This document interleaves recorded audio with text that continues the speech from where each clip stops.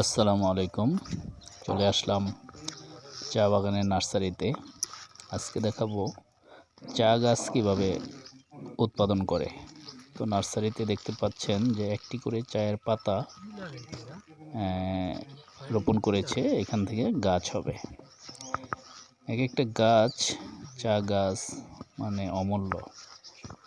তো এখান থেকে খুব সহজেই চারা হয়।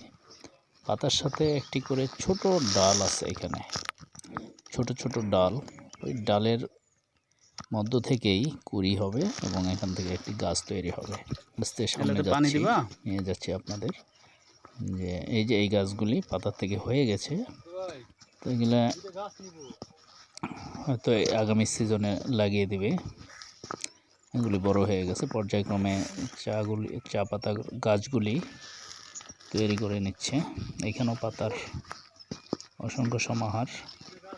পাতার সাথে একটু কাণ্ড হলেই চা গাছ তৈরি হয়ে যায়, খুব সহজেই তৈরি হয় চা গাছ। আমাদের এখানে দুইজন কর্মী দেখতে পাচ্ছি চা বাগানের, তারা এখানে চা গাছের কর্মচারী। তোমার নাম কি? হ্যাঁ, এগুলো কতদিন পরে চারা হয়? 3 মাস পরে। শুধু পাতাই লাগায় না? তো আমরা শুনতে পারলাম যে এই পাতাগুলি লাগানোর প্রায় 3 মাস পরে এর থেকে গাছ তৈরি হয়।